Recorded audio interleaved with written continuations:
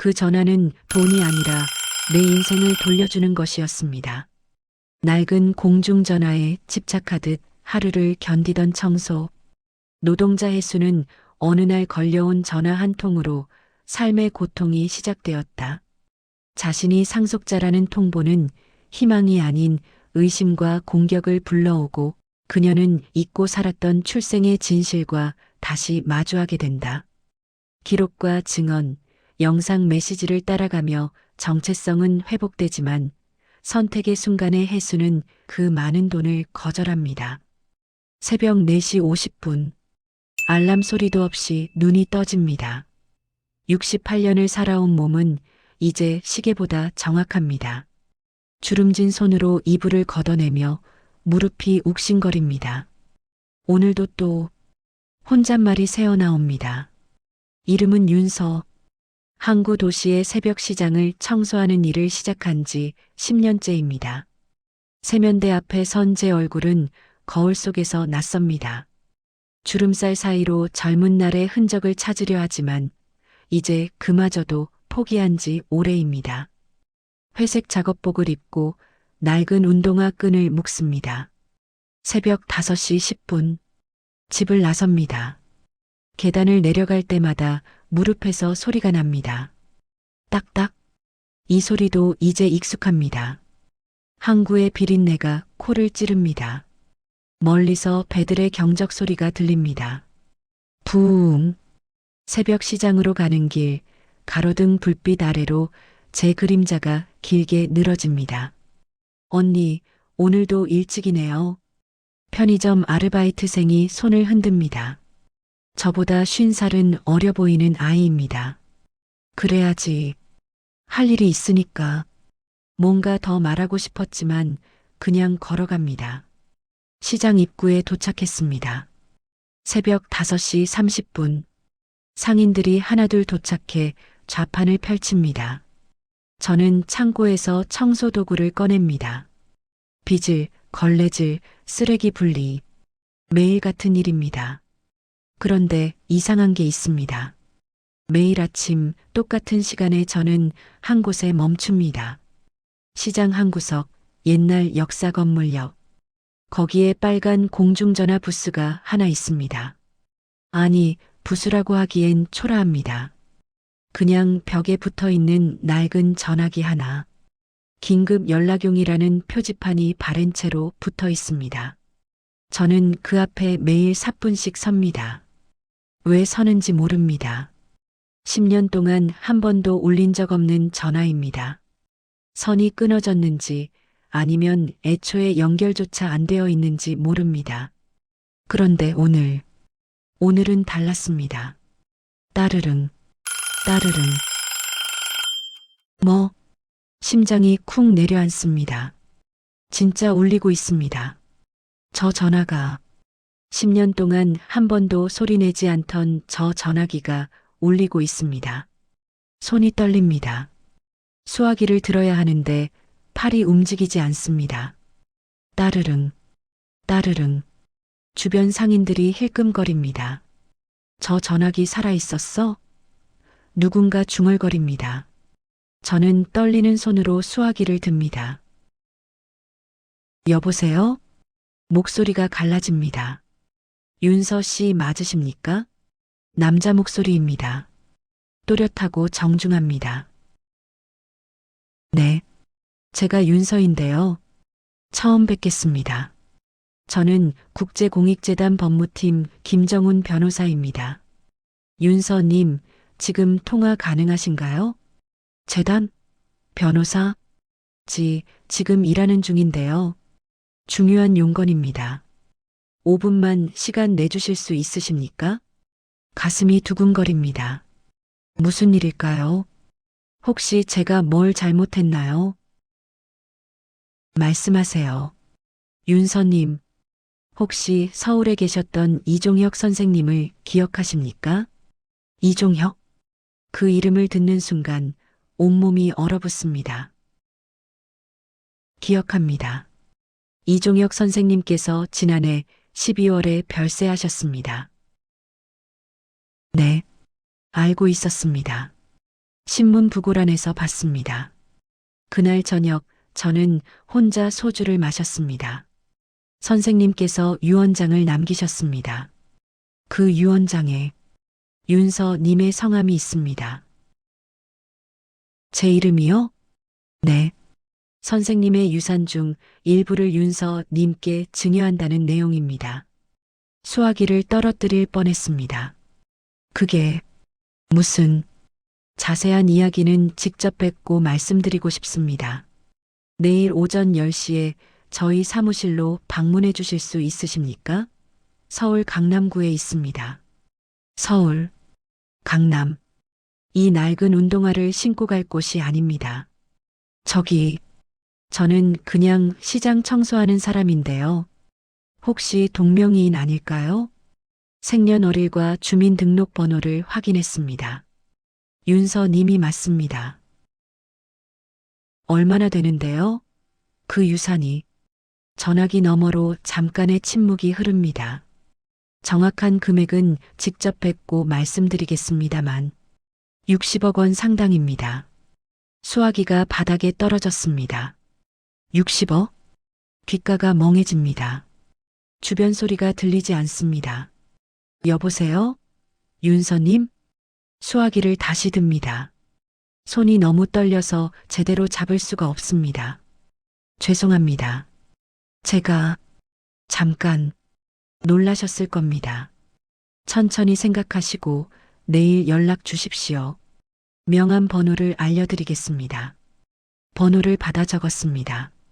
종이가 아니라 손등에 펜으로 적었습니다. 종이를 찾을 정신이 없었습니다. 전화를 끊었습니다. 그 자리에 주저앉았습니다. 60억?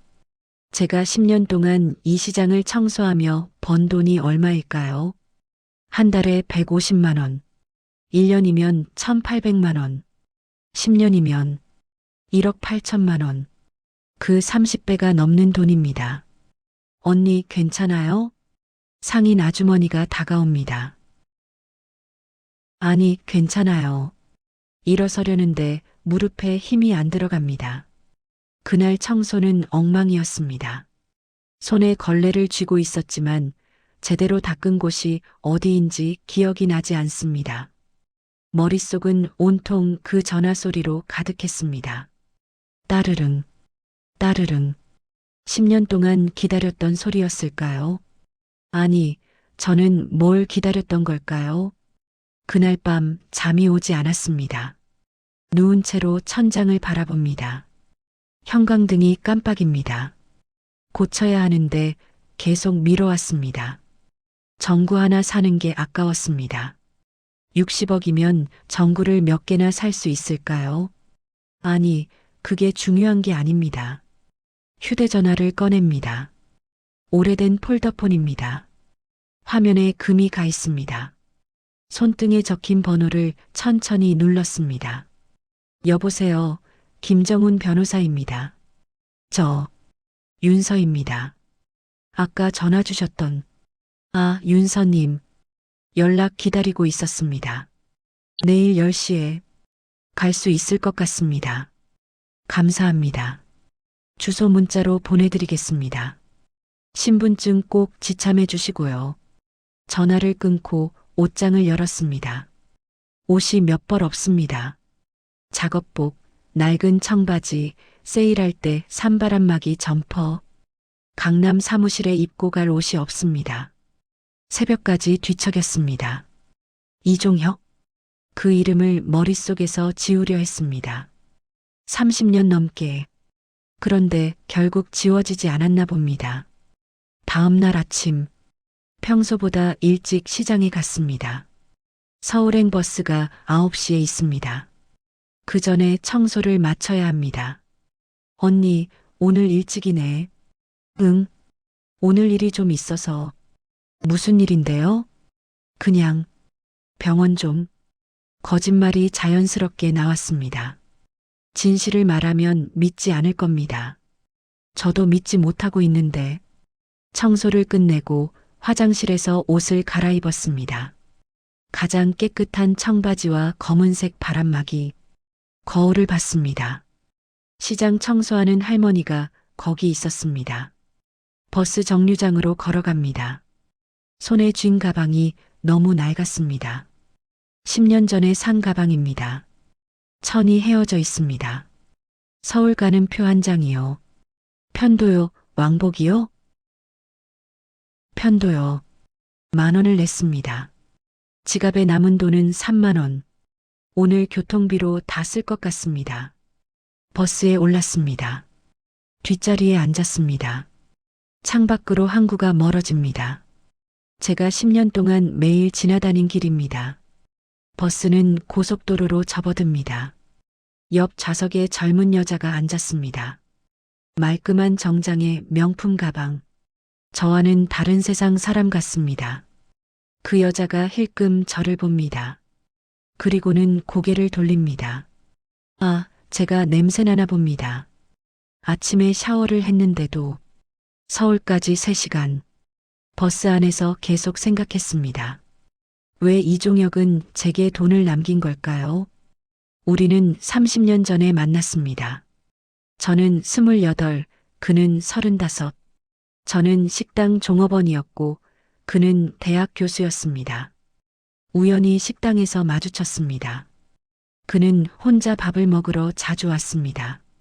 조용히 책을 읽으며 식사했습니다. 음식이 맛있네요. 처음 건넨 말이었습니다. 감사합니다. 여기 자주 오시나요? 처음 뵙는 것 같은데. 네, 얼마 전에 이사 왔어요. 그렇게 시작되었습니다. 몇 달 동안 그는 매주 그 식당에 왔습니다. 그리고 저는 조금씩 그에게 말을 걸었습니다. 오늘은 어떤 책 읽으세요? 라디오 방송 대본이에요. 제가 라디오 프로그램을 하나 맡았거든요. 와, 라디오요? 네. 클래식 음악 소개하는 프로그램이에요. 별로 인기는 없지만 저는 그 프로그램을 찾아 들었습니다. 밤 11시 이종혁의 클래식 산책. 그의 목소리는 라디오에서도 따뜻했습니다. 오늘 들려드릴 곡은 슈베르트의 세레나데입니다. 사랑하는 사람을 그리며 듣는 곡이죠. 그날 밤 저는 라디오를 켜고 잠들었습니다. 하지만 우리의 만남은 1년을 넘기지 못했습니다. 그의 가족이 알았습니다. 교수가 식당 종업원과 만난다고. 내 신분에 맞는 사람을 만나라. 그의 아버지가 말했다고 합니다. 미안해요, 윤서 씨. 나는 가족을 설득할 수 없었어요. 마지막으로 만난 날 그가 말했습니다. 괜찮아요. 알고 있었어요. 저는 울지 않았습니다. 그 앞에서는. 그 이후로 우리는 연락하지 않았습니다. 저는 식당을 그만두고 이 항구 도시로 왔습니다. 여기서 살았습니다. 혼자. 그런데 왜 30년이 지나서 제게 돈을 남긴 걸까요? 강남역입니다. 버스가 멈췄습니다. 내리자마자 빌딩들이 저를 압도합니다. 높고 반짝이고 깨끗합니다. 저는 여기 어울리지 않습니다. 사람들이 빠르게 지나갑니다. 모두 어디론가 바쁩니다. 구두 소리가 딱딱거립니다. 주소를 확인했습니다. 역에서 10분 거리. 걸어갑니다. 명품 매장들이 줄지어 있습니다. 쇼윈도에 비친 제 모습이 초라합니다. 드디어 건물 앞에 도착했습니다. 국제공익재단이라는 간판이 유리 건물 위에 반짝입니다. 20층짜리 빌딩입니다. 로비로 들어섭니다. 대리석 바닥이 너무 깨끗해서 신발 벗어야 할 것 같습니다. 어디 오셨어요? 경비원이 물어봅니다. 저를 위아래로 훑어봅니다. 저기 법무팀 김정훈 변호사님 만나러 왔는데요. 예약 있으세요? 네, 10시에. 성함이요? 윤서요. 경비원이 내선 전화를 듭니다. 잠시 후 고개를 끄덕입니다. 13층입니다. 엘리베이터 타고 올라가세요. 감사합니다. 엘리베이터 안에서 거울에 비친 제 모습을 봅니다. 머리를 단정하게 묶었는데도 지저분해 보입니다. 13층. 문이 열리자 하얀 복도가 나타납니다. 발소리가 울립니다. 윤서님이시죠? 젊은 남자가 다가옵니다. 깔끔한 양복에 안경을 쓴 사람입니다. 네, 맞습니다. 김정훈입니다. 어서 오세요. 악수를 청합니다. 저는 주춤합니다. 제 손이 거칩니다. 청소하느라 갈라진 손입니다. 아, 네. 악수를 했습니다. 그의 손은 부드러웠습니다. 이쪽으로 오시죠. 회의실로 안내받았습니다. 긴 테이블에 가죽 의자들, 창밖으로 서울 시내가 내려다 보입니다. 앉으세요. 커피 드릴까요? 아니요, 괜찮습니다. 의자에 앉았습니다. 너무 폭신해서 몸이 꺼지는 것 같습니다. 김정훈 변호사가 서류 가방을 엽니다.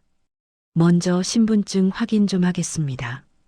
주민등록증을 꺼냈습니다. 낡았습니다. 사진은 10년 전 것입니다. 그가 확인하고 고개를 끄덕입니다. 맞네요. 윤서님, 서류 몇 장을 꺼냅니다. 이종혁 선생님의 유언장입니다.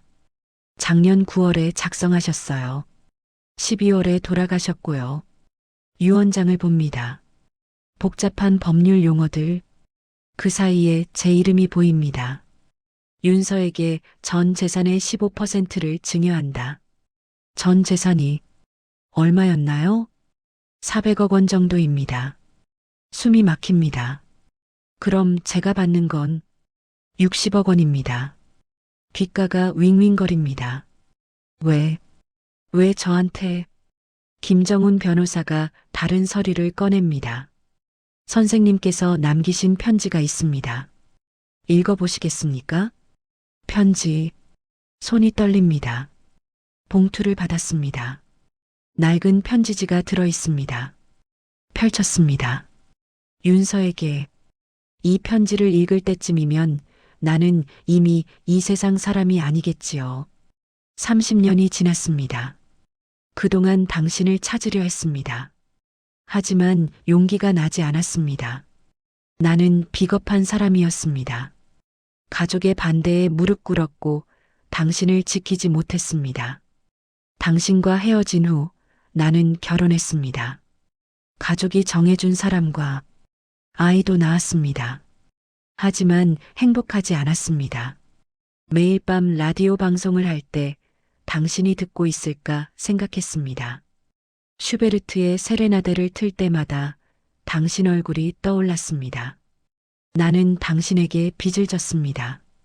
사랑의 빚을 이제라도 갚고 싶습니다.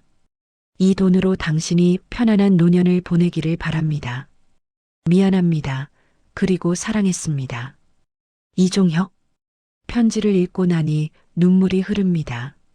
참으려 했지만 멈출 수 없습니다. 죄송합니다. 김정훈 변호사가 티슈를 건넵니다. 천천히 하세요. 눈물을 닦았습니다. 30년. 그는 저를 기억하고 있었습니다. 그런데 변호사가 난처한 표정을 짓습니다.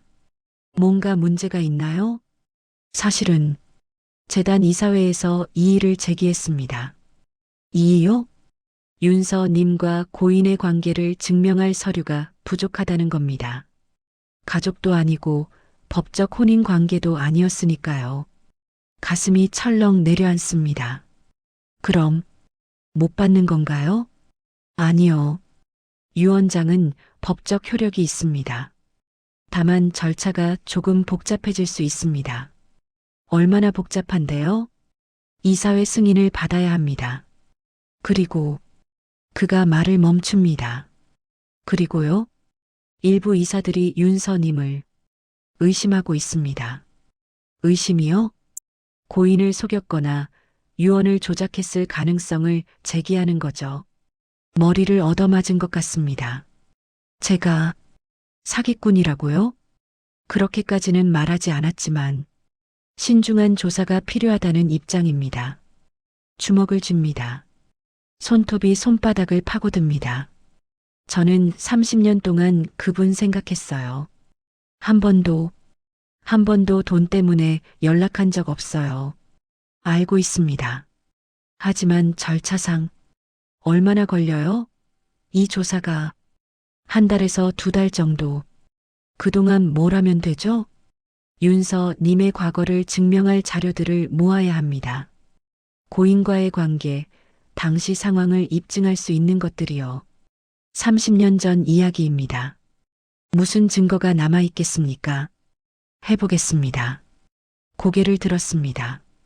제가 거짓말하는 사람이 아니라는 걸 증명하겠습니다. 재단을 나왔습니다. 다리에 힘이 없습니다. 건물 앞 벤치에 주저앉았습니다. 60억? 아까까지는 그 돈이 제 것인 줄 알았습니다. 하지만 아니었습니다. 사기꾼. 그 단어가 귓가에 맴돕니다. 휴대전화가 울립니다. 시장관리소장입니다. 여보세요? 윤서 씨, 오늘 왜 안 나왔어요? 청소 안 되어 있는데요. 죄송합니다. 급한 일이 있어서. 급한 일? 미리 말을 해야지. 다른 사람 구해야 되잖아요. 내일부터 나가겠습니다. 내일은 주말인데? 윤서 씨, 이거 장난 아니에요. 다음부터 이러면 다른 사람 쓸 거예요. 네, 알겠습니다. 전화를 끊었습니다. 일자리마저 잃을 뻔했습니다. 그래, 나는 아직 시장 청소부입니다. 60억 원을 받을 사람이 아니라 버스를 타고 항구로 돌아왔습니다. 집에 도착했을 때는 저녁이었습니다. 방에 불을 켰습니다. 형광등이 깜빡입니다. 옷장을 열었습니다. 제일 안쪽 낡은 상자가 하나 있습니다. 꺼냈습니다. 먼지가 수북합니다. 상자를 열었습니다. 안에 사진 몇 장이 있습니다. 30년 전 사진. 28살의 저. 식당 앞에서 찍은 사진입니다. 그리고 신문 스크랩 한 장. 이종혁 교수, 클래식 음악으로 시민과 소통. 기사 사진 속에 그가 있습니다. 젊은 모습입니다. 그리고 카세트 테이프 하나. 이종혁의 클래식 산책 마이너스 녹음본. 누군가 녹음해서 준 테이프입니다. 제가 30년 동안 간직한 것입니다. 테이프를 손에 쥐었습니다. 이게 증거가 될까요? 아니, 이것만으로는 부족합니다. 휴대전화를 꺼냈습니다. 김정훈 변호사에게 전화했습니다. 여보세요, 윤서님. 변호사님, 제가 가진 게 있는데요. 30년 전 사진이랑 테이프요. 보내주시겠어요? 사진으로 찍어서. 사진을 찍어 전송했습니다. 잠시 후 전화가 왔습니다. 윤서님, 이게 전부인가요? 네. 조금 더 구체적인 게 필요합니다. 당시 함께 찍은 사진이나 주고받은 편지 같은 거요. 그런 건 없어요. 우리는 조용히 만났으니까요. 그럼 증인은요? 당시 관계를 알던 사람이 있나요? 식당 사장님이 알았을 텐데. 그분은 돌아가셨어요. 10년 전에. 침묵이 흐릅니다. 윤서님, 솔직히 말씀드리면 지금 가진 증거로는 어렵습니다. 그럼 어떻게 해요? 이사회는 다음 주 목요일에 회의합니다. 그때까지 뭔가 더 찾아야 해요.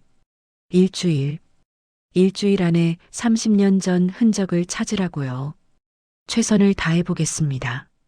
전화를 끊었습니다. 그날부터 저는 과거를 뒤지기 시작했습니다. 다음 날 새벽 시장 청소를 마치고 옛날 식당이 있던 곳으로 갔습니다. 서울입니다. 또다시 버스를 타고 식당이 있던 자리, 지금은 편의점이 들어서 있습니다. 저기요, 이 자리에 예전에 식당 있었죠? 편의점 주인에게 물었습니다. 식당이요? 글쎄요, 저도 3년 전에 여기 왔는데 막막합니다. 근처 부동산에 들어갔습니다. 30년 전에 여기 식당 하시던 분 아세요? 30년 전이요? 하하, 제가 태어나기도 전인데요. 발걸음을 돌렸습니다. 골목을 걷다가 낡은 세탁소를 발견했습니다. 30년 전통 세탁소라는 간판. 문을 열고 들어갔습니다. 어서 오세요. 70대쯤 되어 보이는 할머니가 있습니다. 할머니, 혹시 이 근처에 30년 전에 고향집이라는 식당 있었던 거 기억하세요? 고향집? 아, 그 집. 김 사장이 하던 집. 맞아요. 김 사장님. 가슴이 뜁니다. 그분 어디 계신지 아세요? 돌아가셨지. 한 10년 됐나? 아, 왜 그걸 찾아? 제가 그 식당에서 일했었거든요. 당시 자료 같은 게 남아있나 싶어서요. 자료? 글쎄, 그 집 아들한테 물어봐야지. 아들이 서울에 산다던데. 연락처 아세요? 잠깐만. 할머니가 낡은 수첩을 뒤적입니다. 여기 몇 년 전에 부고 받았을 때 받은 번호야. 번호를 받아 적었습니다. 정말 감사합니다. 밖으로 나와 전화를 걸었습니다. 여보세요? 중년 남자 목소리입니다. 안녕하세요. 저는 윤서라고 하는데요. 예전에 고향집 식당에서, 아, 저희 아버지 식당이요. 무슨 일이세요? 제가 그때 일했었는데요. 혹시 당시 자료 같은 게 남아 있을까요? 손님 명단이나 사진 같은 거요. 아버지가 돌아가시면서 다 정리했는데. 잠깐만요. 전화기 너머로 뭔가 뒤적이는 소리가 들립니다. 저희 어머니가 앨범 몇 권 남겨놓으셨어요. 한번 찾아볼게요. 시간 좀 주시겠어요? 네, 부탁드립니다. 희망이 보입니다. 사흘 후 전화가 왔습니다. 윤서 씨, 앨범 찾았어요. 정말요? 네, 그런데 사진이 많아서요. 직접 보시는 게 나을 것 같은데. 어디로 가면 될까요? 주소를 받았습니다. 서울 마포구.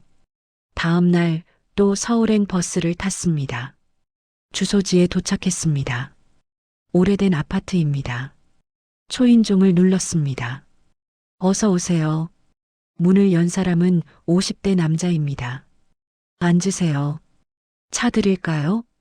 아니요, 괜찮습니다. 앨범 3권을 꺼내놓습니다. 어머니가 식당 운영하시면서 찍은 사진들이에요. 손님들이랑도 많이 찍으셨더라고요. 앨범을 펼쳤습니다. 30년 전 사진들, 식당 내부 직원들, 손님들, 한 장 한 장 넘깁니다. 그리고 발견했습니다. 사진 한 장, 식당 개업 20주년 기념 파티 사진입니다.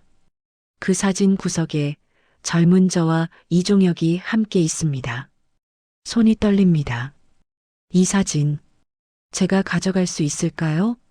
네, 필요하시면 드릴게요. 사진을 받아들었습니다. 증거입니다.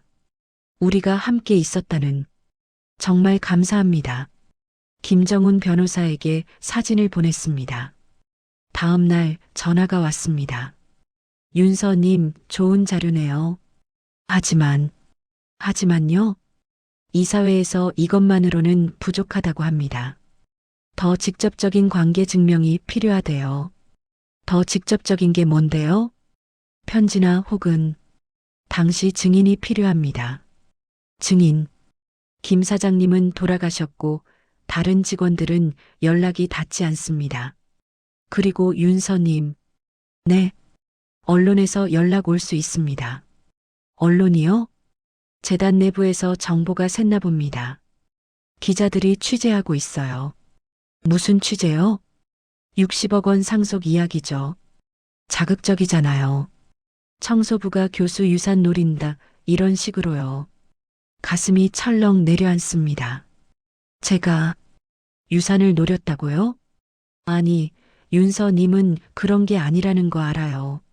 하지만 언론은 그렇게 안 봅니다. 어떻게 해야 돼요? 인터뷰 요청 오면 거절하세요.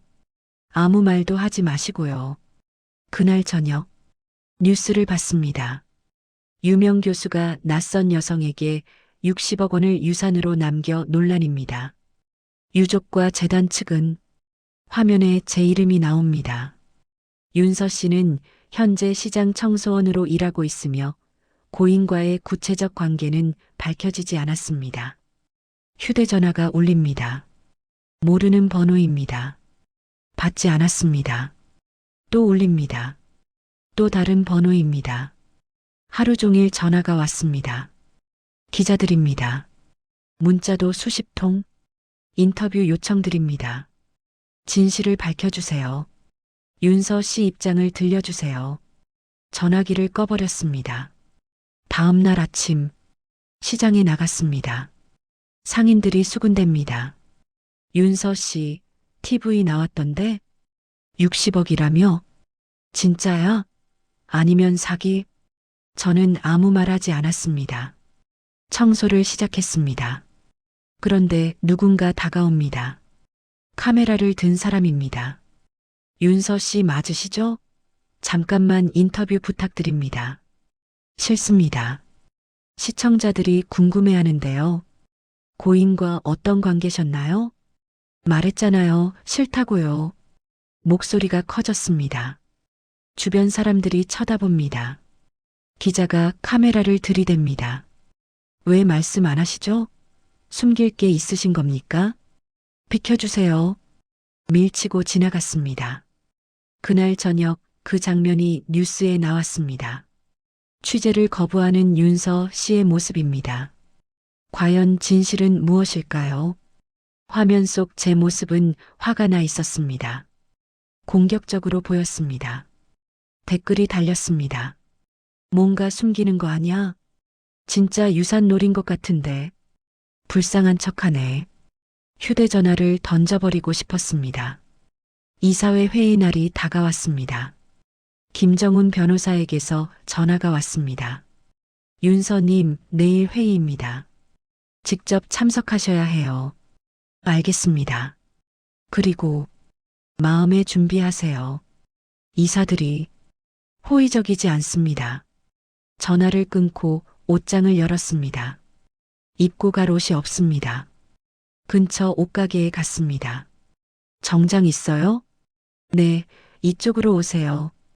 가장 저렴한 검은색 정장을 샀습니다. 15만 원. 지갑에 남은 돈이 얼마 없습니다.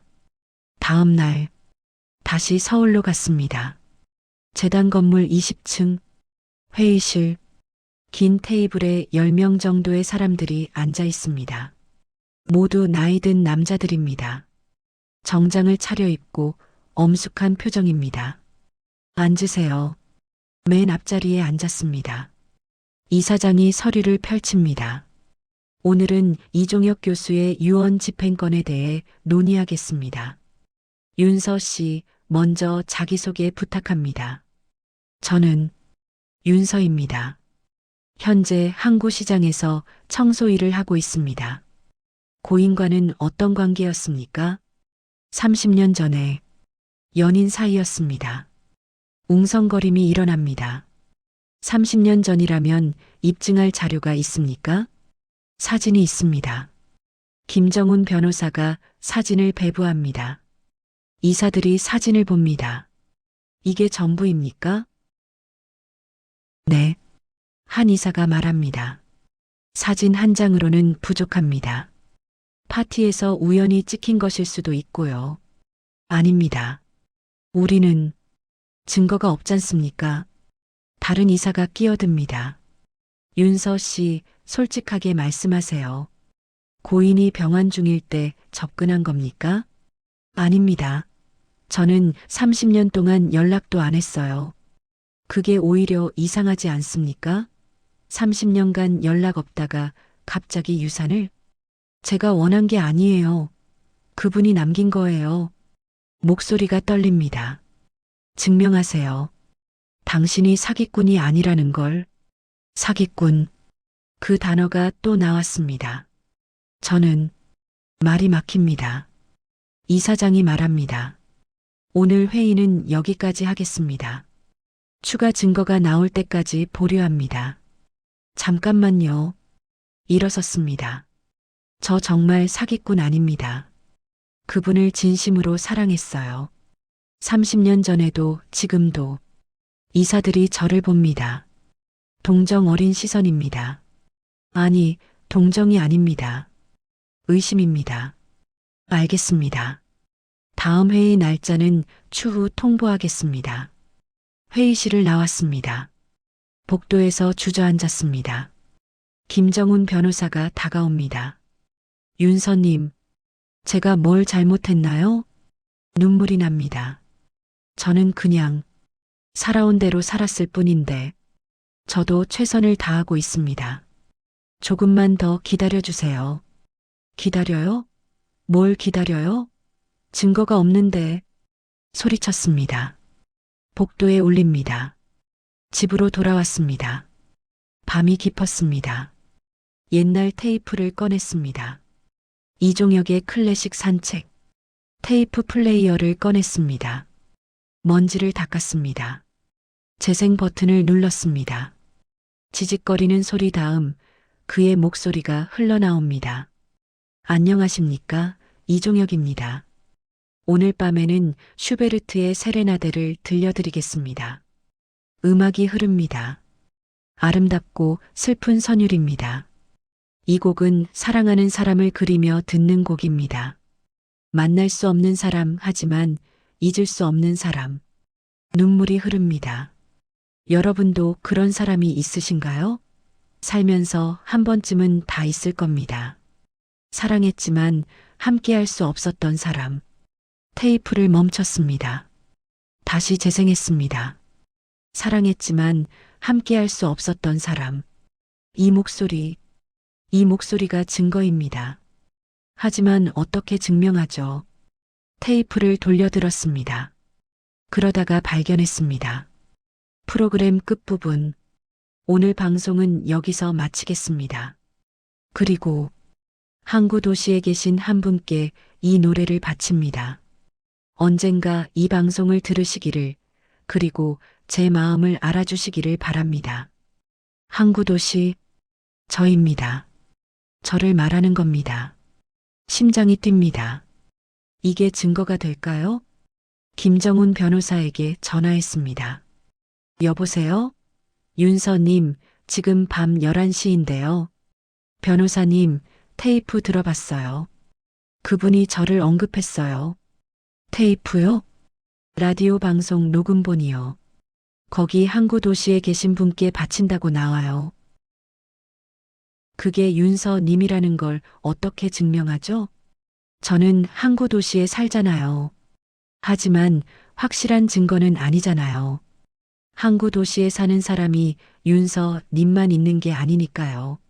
전화를 끊었습니다. 맞습니다. 이것만으로는 부족합니다. 며칠이 지났습니다. 더 이상 할 수 있는 게 없었습니다. 그런데 어느 날 시장 청소를 하고 있는데 낯선 남자가 다가왔습니다. 윤서 씨 맞으시죠? 누구세요? 저는 박진수라고 합니다. 이종혁 교수님의 제자였어요. 심장이 뜁니다. 제자요? 네. 교수님 보고 소식 듣고 장례식 갔었는데 거기서 윤서 씨 이야기 들었어요. 무슨 이야기를요? 교수님이 생전에 저한테 말씀하신 적 있어요. 30년 전에 사랑했던 사람이 있다고. 식당에서 일하던 분이라고. 정말요? 네. 그분 이름도 말씀하셨어요. 윤서라고. 눈물이 핑 돕니다. 그리고 이거요. 박진수가 낡은 수첩을 꺼냅니다. 교수님 연구실 정리하다가 발견했어요. 버리려다가 윤서 씨 뉴스 보고 가져왔습니다. 수첩을 받았습니다. 펼칩니다. 이종혁의 필체입니다. 날짜가 적혀 있습니다. 30년 전 날짜들. 오늘 윤서를 만났다. 그녀의 웃음이 따뜻하다. 윤서가 내 방송을 듣는다고 했다. 기쁘다. 가족이 반대한다. 어떻게 해야 할까? 윤서와 헤어졌다. 나는 비겁하다. 한 장 한 장 넘깁니다. 모든 페이지에 제 이야기가 있습니다. 이거면 증거가 되겠죠? 박진수가 말합니다. 네. 이거면 됩니다. 김정훈 변호사에게 수첩을 전달했습니다. 이건 결정적 증거네요. 긴급 이사회가 소집되었습니다. 일주일 후 다시 회의실에 앉았습니다. 이번에는 박진수도 함께입니다. 이사장이 수첩을 봅니다. 이 수첩의 진위를 확인했습니다. 이종혁 교수의 필적이 맞습니다. 웅성거림, 그리고 박진수 씨의 증언도 확보했습니다. 박진수가 일어섭니다. 교수님은 생전에 윤서 씨를 여러 번 언급하셨습니다. 평생 잊지 못할 사람이라고 하셨습니다. 이사들이 고개를 끄덕입니다. 추가로 라디오 방송 기록도 확인했습니다. 김정훈 변호사가 말합니다. 방송국에서 30년 전 방송 원본을 찾았습니다. 이종혁 교수가 항구도시 청취자에게 바친다는 멘트가 명확히 녹음되어 있습니다. 스크린에 방송 대본이 나타납니다. 그리고 이 시기 윤서 씨가 항구도시로 이주한 시점과 정확히 일치합니다. 이사들이 서로를 봅니다. 이사장이 입을 엽니다. 윤서 씨, 오해해서 죄송합니다. 네, 우리가 너무 성급하게 판단했습니다.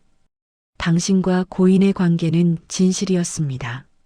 가슴이 뜁니다. 이종혁 교수의 유언을 존중하겠습니다. 60억 원 윤서 씨께 증여하는 것으로 결정합니다. 박수 소리가 들립니다. 저는 울었습니다. 이번에는 슬픔이 아니라 안도의 눈물이었습니다. 회의가 끝나고 기자들이 기다리고 있었습니다. 윤서 씨, 한 말씀 부탁드립니다. 진실이 밝혀진 소감은? 저는 멈춰섰습니다. 저는 사기꾼이 아닙니다. 목소리가 떨립니다. 30년 동안 이종혁 선생님을 잊은 적 없었습니다. 단 한 번도 돈을 바라지 않았습니다. 카메라가 저를 비춥니다. 저는 그냥 그분을 사랑했을 뿐입니다. 그게 전부입니다. 플래시가 터집니다. 그날 저녁 뉴스에 나왔습니다. 항구도시 청소원 윤서 씨 60억 원 상속 확정. 30년 사랑의 증거 밝혀져. 댓글이 달렸습니다. 감동적이다. 진짜 사랑이었구나. 오해해서 미안해요. 며칠 후 재단에서 정식 서류를 받았습니다. 계좌에 60억 원이 입금되었습니다. 휴대전화로 잔액을 확인했습니다. 숫자가 너무 많아서 세는 것을 포기했습니다. 김정훈 변호사가 말했습니다. 축하드립니다. 윤서 씨. 이제 편하게 사실 수 있겠네요. 네. 그런데 마음이 텅 빈 것 같습니다. 60억? 이 돈으로 뭘 해야 할까요? 일주일이 지났습니다. 저는 여전히 시장에서 청소를 했습니다. 언니, 이제 안 해도 되잖아요. 돈 많은데. 상인 아주머니가 말합니다. 그래도 일은 해야지. 언니 대단해. 대단한 게 아닙니다. 그냥 익숙한 겁니다. 그런데 어느 날 재단에서 전화가 왔습니다. 윤서 씨, 재단 이사로 모시고 싶습니다. 이사요? 네. 이종혁 교수님의 뜻을 이어갈 사람이 필요합니다. 윤서 씨가 적임자라고 생각합니다. 저는 배운 것도 없는데요. 배움이 중요한 게 아닙니다. 진심이 중요합니다. 전화를 끊고 생각했습니다. 재단 이사, 화려한 자리입니다. 하지만 제 자리일까요? 다음 날 재단을 찾아갔습니다. 이사장을 만났습니다. 윤서 씨 결정하셨어요? 네. 감사하지만 이사 제안은 거절하겠습니다. 왜죠? 저는 그냥 제 자리에서 살고 싶어요. 그럼 돈은 어떻게 하실 겁니까? 잠시 침묵이 흐릅니다. 조건이 있습니다. 말씀하세요. 이 돈으로 기금을 만들고 싶어요. 항구시장 노동자들을 위한 기금이요. 노동자들이요? 네. 새벽부터 일하는 사람들, 무시받는 사람들, 저처럼 살아온 사람들을 위한 기금이요. 이사장이 고개를 끄덕입니다. 좋습니다. 그렇게 하시죠. 그리고 기금 이름은 이종혁 기금으로 해주세요. 그분 이름으로요. 알겠습니다. 악수를 했습니다. 이번에는 제 손이 떨리지 않았습니다. 몇 달 후, 기금 발족식이 열렸습니다. 항구 시장에서요. 상인들, 노동자들이 모였습니다. 이종혁 기금은 시장에서 일하는 모든 분들을 위한 기금입니다. 의료비, 자녀 교육비, 긴급지원금 등을 제공할 것입니다. 박수가 터져 나옵니다. 첫 수혜자는 생선가게 아주머니였습니다. 아들 대학 등록금 때문에 고민이었는데 정말 감사합니다. 아주머니가 우는 모습을 보며 저도 울었습니다. 이게 맞는 것 같습니다. 돈은 혼자 갖고 있을 때보다 나눌 때 더 빛이 납니다. 오늘도 새벽 4시 50분. 눈이 떴습니다. 시장으로 갑니다. 청소 도구를 들었습니다. 그리고 그 자리에 섭니다. 빨간 공중전화 앞. 하지만 이제는 기다리지 않습니다. 전화는 이미 왔으니까요. 언니, 오늘도 여기 서네? 상인이 물어봅니다. 응, 그냥 습관이야. 전화기를 쓰다듬습니다. 따뜻합니다. 고마워요, 종혁 씨. 제 이름을 불러줘서. 바람이 붑니다.